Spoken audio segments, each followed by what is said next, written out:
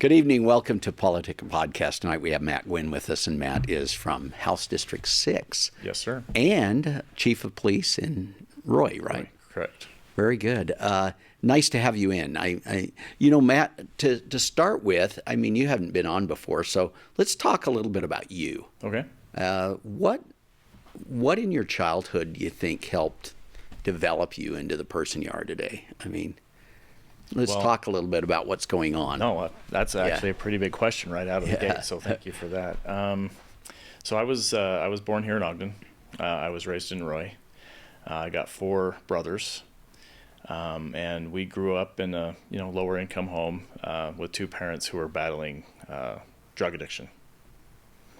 And so watching them as they battled that and the experiences that we had as children, whether positive or negative, right, kind of forced me to make decisions maybe a little sooner than other kids. And at the same time, I probably had a little bit more freedom than other kids. I remember running around the city being chased by officers who I would one day, unknowingly at the time, I would be working alongside them, right? Right. Anyway, so it got to a point where, I wasn't a very good student. And as I was approaching graduating from high school, I realized that if I was going to do anything with myself, that I'd probably have to go in the military. And so I made the decision to join the Marine Corps because that was the hardest one with the best looking uniform. And that was probably the most impactful and significant decision I'd ever made. And to be able to make that decision at the age of 17, like I looking back, I think, I'm thankful that I had the wherewithal to actually consider an option like that. So tell me about that experience. In the Marine Corps. In the Marine Corps. So I went in the infantry. I didn't know much about nor the route to become a commissioned officer, but I knew that I had wanted to be a police officer when I had gotten older. And so I went to the infantry, and part of that was being able to get assigned to a security forces unit in Kings Bay, Georgia, submarine base. So I spent a couple years there doing asset protection. Went back to the fleet, did my 4 years, and when I was discharged, I came back to Utah, started... So you just did 4 years? I did 4 years in the Marine Corps. Okay. I got married and had a kid, and came back to Utah.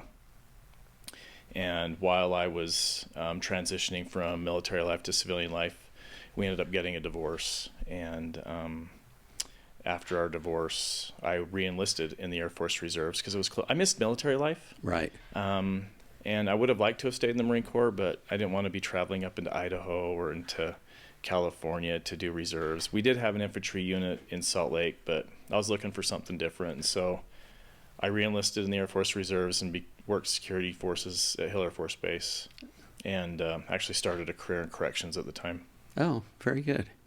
So that's how you really transitioned into police life, huh? Mm-hmm. Yeah, I was just looking for something that would fill that gap and straighten me out, right, from the time I was 18 till I was 21, 22 years old. And you found that to be a good experience, huh? I mean, you're regular J.D. Vance. I mean, no, that's kind of interesting. Grow up in a family that's a bit dysfunctional, right? What's fascinating? Go into the Marine Corps. And what's fascinating about that is that's actually common, right? You see a little bit of that in law enforcement. There's a lot of police officers that have prior military experience, but every officer has their story. But the one thing that I did find common in the military was a lot of your enlisted kids. Not all of them, but a lot of them were escaping something, right? Trying to do either better for themselves or better for them families, or you looked at that as an opportunity to do things different, set themselves up for success when they eventually leave. It's interesting because you grew up with very little structure, and then you enter this life where it's very highly structured and very disciplined. Yes, and I was cognizant I needed that, and so I think that helped contribute to my success. I was scared, right, nervous, but I also knew that failure wasn't going to be an option, and looking back, it was actually a lot easier than I anticipated it would have been. So Interesting. So did you travel while you were in the Marine Corps? Yeah, not much. I was in from 95 to 99. There wasn't really a lot going on. I think we saw the embassies in Tanzania and So where were you stationed so at? I was stationed in Georgia, and I spent some time in Japan, and I spent some time at Camp Pendleton. But we weren't actively doing anything at the time. It was pre 9/11, right? Post Cold War, and so we spent a lot of time in garrison at the time. Interesting. So did you start kind of policing at that stage, or that was later in the Air Force? So that was later in the Air Force. Most of my responsibilities when I was in the Marine Corps was infantry or doing asset protection, right? So there wasn't really a law enforcement role. That didn't come along until I got in the Air Force, and even then it was limited. My law enforcement career didn't really take off until I became a corrections officer here at Weber County. Oh, interesting. So after the Air Force, you went into corrections. Is that you were in that during the Air Force, yeah. right? So yep, I was actually I did 4 years in the Air Force locally here, and so I started out in corrections, and eventually transitioned to patrol, and I started working for Roy City Police Department back in 2003. So you started at the ground level in Roy City, Correct. and now you're chief. Uh-huh. Interesting progression. So were there some of the officers that you worked with that you knew as a kid? Yep, there's some familiar faces, yes. And the funny thing about it is I work with people who were also chased by some of their coworkers. And the thing about local law enforcement, these smaller agencies, is you get to hear stories, because even kids that grew up after I got to where I am in the department, they actually tell stories about, I remember getting chased by one of my coworkers when they was a kid. And so just funny little quirk about working for a smaller agency like that. Yeah. Well, how is that? What's that like? It's an interesting dynamic, because the things we really, really love about being like a mid-size agency can sometimes be the things that can be detrimental. If you're someone who really wants to work in a department where you can have these intimate, close personal relationships with officers, these are people you can really become friends with, work alongside with, hang out with on weekends. These smaller departments are a good place for that. But if you're someone who prefers just the autonomy, you just want to come to work, do your job, and go home, then maybe a larger agency is a better fit for you. Some of the things that employees at an agency of my size struggle with are, there's really a lack of upward mobility. There isn't. So you're fairly fortunate then, starting at Roy and ending. Oh, I'm chief. extremely fortunate, John. I'm extremely fortunate. Yeah, that's not Doesn't usually happen that way. That doesn't occur often. Anyway, so we also lack a lot of lateral opportunity to get different experiences, and so I really try and focus on providing different experiences, bringing different opportunities, and trying to expand those opportunities. But for the most part, I think we're a pretty close group. I think our culture and our mindset's in a good place right now. I think everybody's getting along. We get challenged, and that's fine. We should be challenged, but we typically come through stronger in the end. Very good. We're going to take a break, and we'll come right back. Yeah. My name's John Johnson, and I'm running to be your next state senator. As a father and an educator, I understand the importance of properly funding our schools and providing a better future for our children. Our teachers have one of the toughest and most important jobs. We need to pay them better and not further complicate their job by adding more bureaucracy and government standards. We need to focus our education dollars on classroom results that prepare our students for their next step. During COVID-19, we've seen many innovative changes. I know we can creatively improve the learning environment for our children. I am committed to listening to our teachers, parents, school board members, and all other stakeholders to find solutions. It's not about who comes up with a good idea. It's about how we work together to get it done. Vote for me, and let's get to work.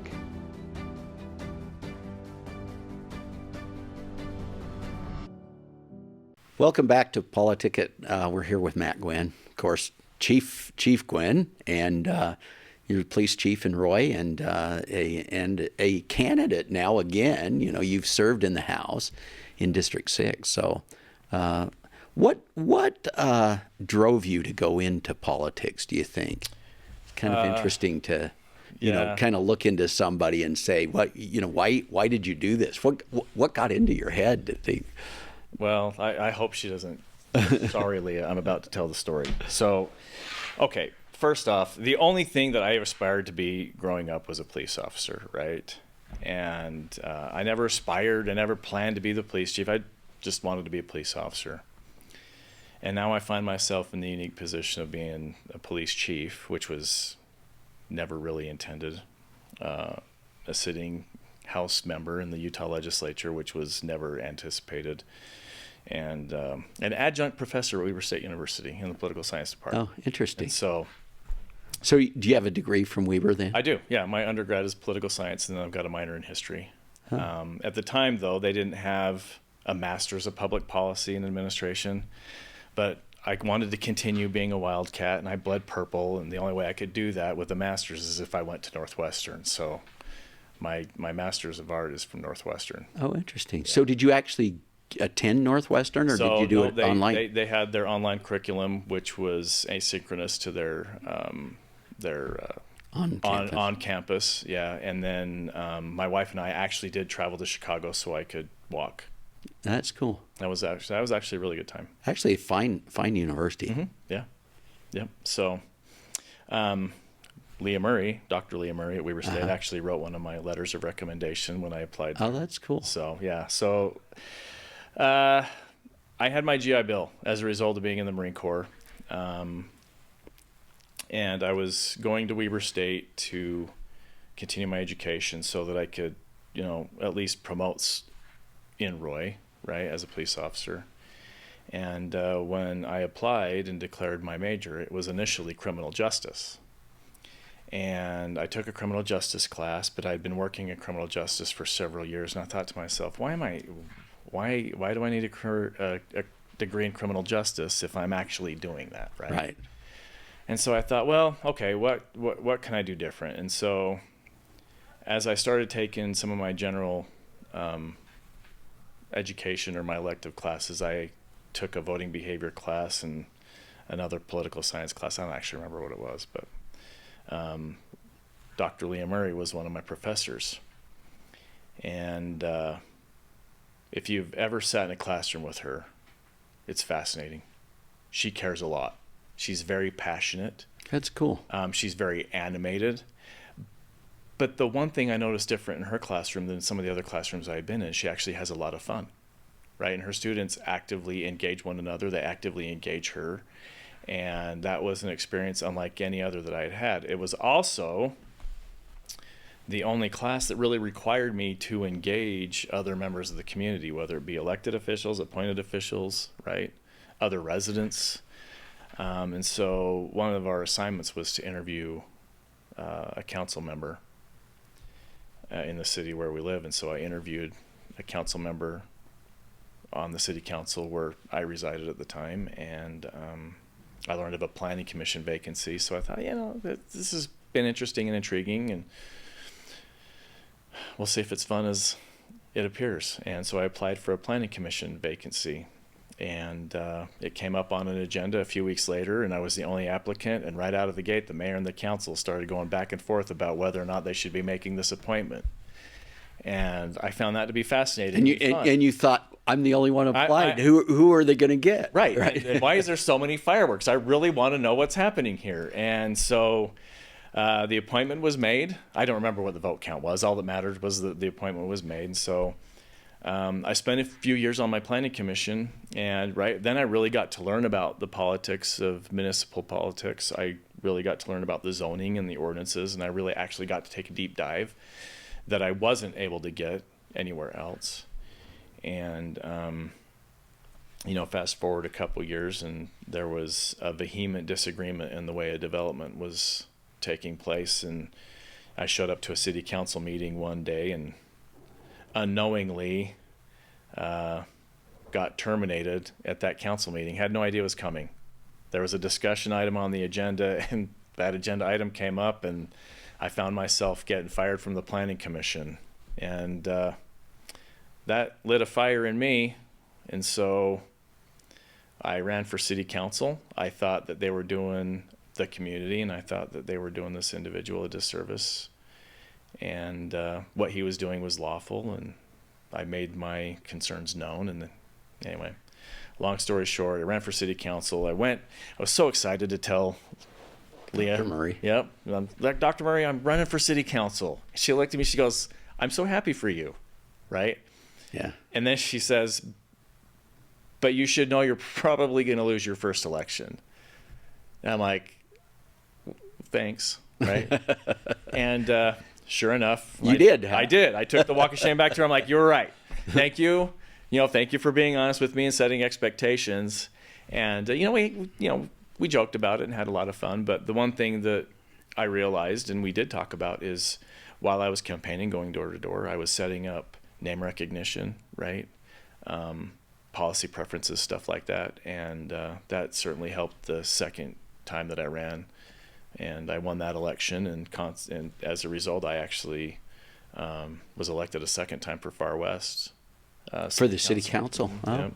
So I served 2 terms, and as council members were coming and going, and as certain policy decisions had been made, and as the community had grown over time, I kind of felt like there was a shift on the council ideologically, and I thought I had done, quite a bit for the community, and I really wanted to get a different experience, but also while having an impact on our communities, and that's when I decided to run for the Utah House. Oh. And so that first election for the Utah House, you won, obviously, I right? did win, yeah.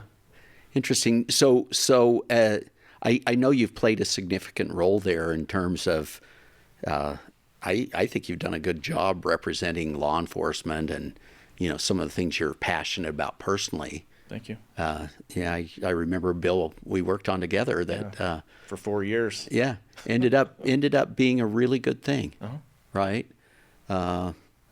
Something that that allows officers that are killed in the line of duty to have benefit. Well, hurt, right? Injured. Yes. Yep. They don't have to wait until what is their expected retirement date, right? They would be able to get whatever they had earned at the moment they're medically disabled or retired. Correct. Yeah, and it was amazing working on that because I didn't realize there weren't that many in that category. No. It really didn't cost the state that much, but it just seemed like the right thing to do. Right, and the reality is, like, while it is rare, it does happen, and so it it's not the fault of the individual, whether it be a firefighter or police officer, right? That either they get injured while fighting a fire, they get injured by a subject who's assaulting them to the point that it ends their career. It may not end their life, but it ends their career. Right, 5 years in, I think we owe them something. And why should they have to wait an additional 15 or 20 years to get it? Right. That just didn't make sense to me. Yeah, because they needed it then. Yeah. Right. Yep. So and it was their service that caused that in a way. Mm-hmm. So what other things in the legislature have you been excited about? So we have we kind of attacked a retirement issue that's supposed to help with recruitment and retention of police officers. I have been working on some really dry, granular things like recodification of the criminal code. But I think this year we're really going to attack fentanyl really hard. And there's been a discussion about the consequences, whether good or bad, surrounding the Justice Reinvestment Initiative back in 2015. And, some would argue, like I do, that the pendulum swung too far, right? And we're trying to do what we can to bring that back. So I have a bill that will address some sentencing issues that I perceive are in our code as we have it right now. I really like the fact that we're a citizen legislature. I think it's great, especially to have people who have different backgrounds, have expertise in certain areas. And I think when you're working on legislation in an area where you have expertise, you gain credibility with other legislators, and they appreciate that, right? Yes, absolutely. Like when it comes to I live in an agricultural community, but it's quickly moving to residential. And even though I live there, I don't really understand the nuances of agriculture itself, right? I just knew that that's kind of where I wanted to live.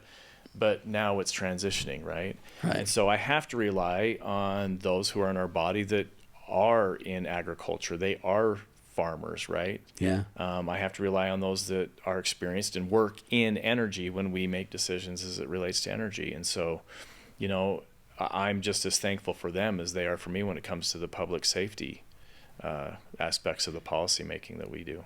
Right. So what have you liked about being in the legislature?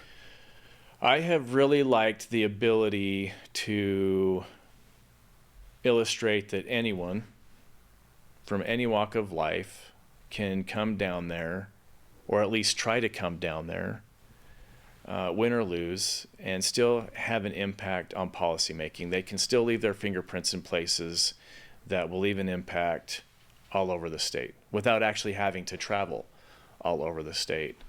I like that my kids that they've kind of been introduced to this, right? Right. They've been able to see it firsthand, because I want them to. So they observe Yeah. you acting in this role and see that there's broader aspects to life, right? And there's broader aspects to your career, and there are ways you can contribute. Well, absolutely, and you never know how far that's going to go, right? So my experience with Dr. Murray, okay, Right. that was very impactful. But when my kids were going through high school, right, and they could actually have very valuable and well-informed discussions with their teachers, and the teacher would actually talk about policies or things, and they would bring up local representatives up in their discussion, and my kids were able to talk about that, and then those kids would be excited to come down to the Capitol, and then my kids start getting text messages from other kids in their class. Hey, I saw your dad on the news, or I saw your dad this, right? And so you never know what kind of impact you're going to have 2 or 3 degrees from you, right? And so that's been kind of fun to watch. My kids have absolutely enjoyed it. So you're pretty conservative, Yes. and Dr. Murray, might disagree with you on some of your policy positions, but You'd be surprised, actually, but yes. yeah. Well, so what drove you to the political philosophy that you have? Growing up in the environment, it sounds cliche, right? You mentioned J.D. Vance, pull myself up by my bootstraps, right? So that's what I loved about the convention, by the way, is that to see the transition of the Republican Party to really becoming the party of the people is exciting to me, right? Sure. And so J.D. Vance, I think, was a good example of that. Yeah, correct. Right. And I didn't know what I was seeing when I was a kid, right? I just knew what I was observing. I didn't know what was going on behind the scenes. But I saw my parents who were able to, the addiction notwithstanding, right? They, were accepting of social services, right? Whether it be WIC, whether it be SNAP or food stamps at the time. I saw my dad come and go from different jobs. He was always getting in car accidents, but he was never held accountable. And I remember getting in an argument with one of my friends because my dad had gotten in another accident, and, it's DUI related. And my friend gets mad at me because I'm mad at my dad. And all my friend knows is that my dad was in an accident, had no idea why. Yeah. Right. And so I watched as not only, some family members who didn't recognize it at the time but did later, but the community or these programs that we offer, right, it actually enabled my parents to continue in their behavior, and no one held them accountable. And so that was really one of the driving forces behind my political ideology now. Interesting. So how would you describe your political ideology? I'm pretty conservative, right? To each, each person has the things that they want to do and the manner in which they want to do it. And as long as it's lawful, then go do what you see fit. I don't want to intervene, right? But at the same time. So you believe in small government? Yeah, small government. And, I believe that, where we legislate is really when we're having the discussion about where one's freedom ends and another begins, right? That's really what a lot of legislation that we talk about that's particularly salient, right? That's really what we're talking about as that intersection, right? And it comes back to what is the proper role of government, right? Mm-hmm. Yeah. So where does liberty and freedom lie, and how do we affect that, push it forward? Well, that's the question. And I only teach one semester up at Weber State, but I enjoy having this specific conversation with them right now. And, while it sounds kind of harsh, we talk about politics in the aspects of winners and losers, right? Because every decision that's politically driven, well, any decision really, but when we talk about decisions in politics, right, every decision is value laden, right? And when they're value laden, someone's going to win and someone's going to lose, right? You have this unlimited demand on resources and you have a finite number of resources. Well, who's going to get them, right? Do I want to be effective versus do I want to be efficient? Because if I want to be effective, I'm going to be giving up efficiency. If I want to be efficient, I'm going to give up effectiveness. Can I provide very few services for a lot of people over here? Or can I provide very good services but for fewer people, right? That's a discussion. And whichever, But it comes back philosophically to what you believe is the role of government, right? Right. And that's, we're doing the things that the private market isn't or can't do, right? And, the private market is really concerned about outputs, right? They're concerned about profit, right? And the things where we're making decisions aren't profit driven, right? It's about providing equitable services to our constituents. And because we have a limited amount of resources and money, we need to be very selective in where we put it. And I think, most people, the electorate, a lot of times kind of forgets that, or they don't understand that, or they don't realize that. And they don't understand that if we want to create an additional program here, right, where are we going to get the money to do that? We can either raise taxes or cut something else. Correct. And so I'm of the mindset I want people to make decisions when and where they can on their own without interference, and the only time we should interfere is when that there is absolutely no other recourse, right? And you said it before, this idea of making people accountable, right, for their actions, and markets are disciplined, and they allow that to happen, right? Yep. But the difference between markets and politics is markets don't have feelings, right? You know as well as I do that we can talk about data all day long at the Capitol, but emotion can really drive policy making. And you believe in a limited government. Oh, right. And pushing those decisions back down as close as you can. Yeah, to where they need to be made. Correct. I don't want to enable people, right? We should not be enabling people. And quite honestly, we shouldn't be kind of we shouldn't be enabling government to do the things that it shouldn't be doing. And I think that's where we're having this conflict right now. Yeah.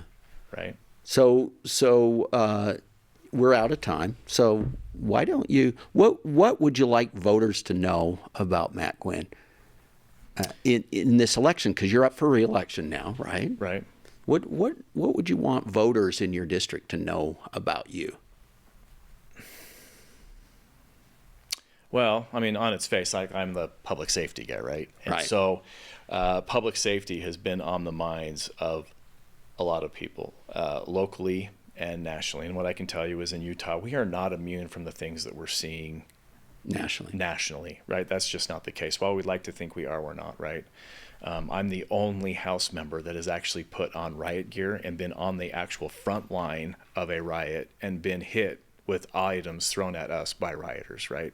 No other House or Senate member has that experience.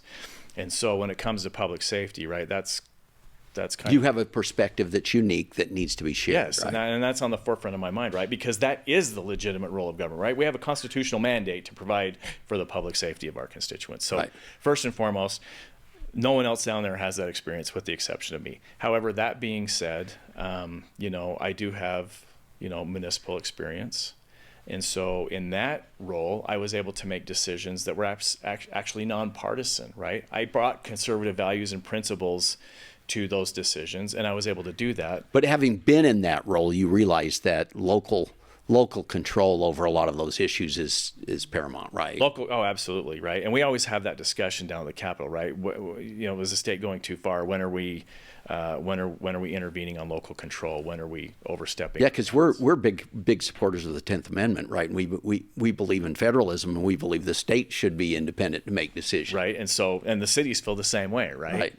And so I got a valuable experience when I was on the city council, having to kind of balance those, right? But I really did learn about, going door to door and looking at individual perspectives. And I'm a candidate who doesn't lose sight of that, right?